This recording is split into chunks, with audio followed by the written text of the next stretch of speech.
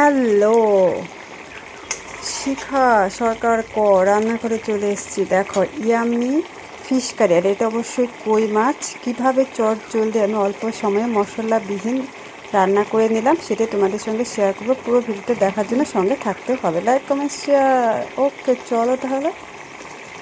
অল্প সময় দেখো, আমি কই মাছের একটা সুন্দর রেসিপি তৈরি করবো। সঙ্গে থাকো, স্কিপ করো না, তাহলে কিন্তু একদম বুঝতে পারবে না।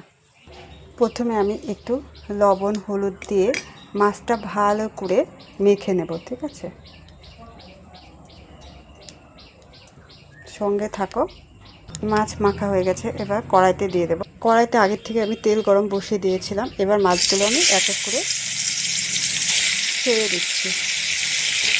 কই মাছ বিভিন্নভাবে খাওয়া যায় সবজি দিয়ে। আমি তো সবজিবিহীন, মশলাবিহীন টমেটো দিয়ে রান্না করব। একদম স্কিপ করো না, হ্যাভি টেস্টি রেসিপি।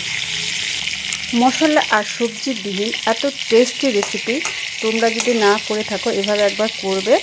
আর ভালো লাগলে লাইক, কমেন্ট, শেয়ার আর ফলো দিয়ে রাখবে, সাবস্ক্রাইব করে রাখবে। তাহলে নতুন নতুন আরও সুন্দর সুন্দর ভিডিও নিয়ে আমি চলে আসবো। শিখা সরকার আমার মতো কই মাছ খেতে কে কে ভালো পাও কমেন্টসে জানাতে ভুলবে না। দেখো, খুব সুন্দর করে আমি ভেজে নেব। কই মাছগুলো বড় ছিল, তেল করেও করা যেত। অন্য এক সময় আমি তেল করে রেসিপি নিয়ে আসবো। আজকে জাস্ট একটা ইয়াম্মি রেসিপি। অনেক দিন ধরে জিয়ানো ছিল, কাটার জন্য রান্না হয়নি। আজকে কাজের দিদি এসছেন, ওনাকে দিয়ে কাটিয়ে নিলাম। অবশেষে রান্না করছি। কাটার অনেকক্ষণ পর অবধিও সে লাফালাফি করছিল। কই মাছের প্রাণ, অনেকটা আমাদের মহিলাদের মতো। ভাজা হয়ে গেছে, এবার আমি নামিয়ে নিচ্ছি। দেখো, ভাজা হয়ে গেছে, নামিয়ে নিয়েছি। এবার কড়াইতে ফোড়নগুলো দিয়ে দিচ্ছি। সেরকম কিচ্ছু নয়, একটু সাদা জিরে দেব। ভাজা হয়ে গেলে পেঁয়াজ কুচি, লঙ্কা দিয়ে দেবো, দিয়ে ভালো করে নেড়ে চেড়ে নেব।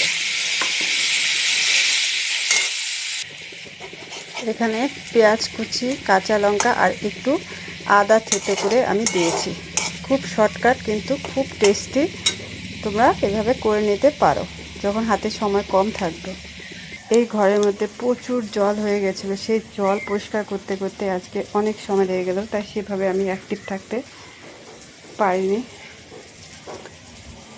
এবার একটু লবণ হলুদ দিয়ে দেবো, খুব বেশি দেবো না, কারণ সবজি নেই যেহেতু, তাহলে বেশি লবণ পোড়া লাগবে। আর একটু হলুদ দিয়ে ভালো করে নেড়ে চেড়ে নেব। আগে বলেছি এখানে আমি কোনো রকম মশলা ইউজ করবো না। তারপরে টমেটোটা আমি এভাবে কেটে নিয়েছি।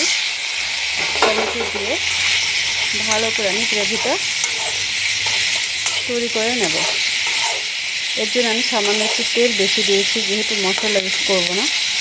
এখানে আমি 4টি কাঁচা লঙ্কা দিয়েছি। তোমরা ইচ্ছেগুলো বেশিও দিতে পারো, যে যেরকম ঝাল খাবে সেরকম দেবে। দেখো, আমার কষানো হয়ে গেছে। এবার সামান্য আমি জল অ্যাড করব। খুব বেশি দেব না, অল্প মাখো মাখো হবে। একটু জাল হলে মাছটা দিয়ে আমি নামিয়ে নেব। আমার কিন্তু রেসিপি একদম কমপ্লিটের পথে। তোমাদের আমার ভিডিওগুলো কেমন লাগে অবশ্যই জানাতে ভুলবে না। দেখো কি সুন্দর কালার এসছে। এবার আমি ভাজা মাছগুলো দিয়ে নামিয়ে নেব। আমার রেসিপি একদম কমপ্লিট। কেমন লাগলো জানাতে ভুলো না। পুরো ভিডিওটা দেখার জন্য তোমাদেরকে অনেক অনেক ধন্যবাদ।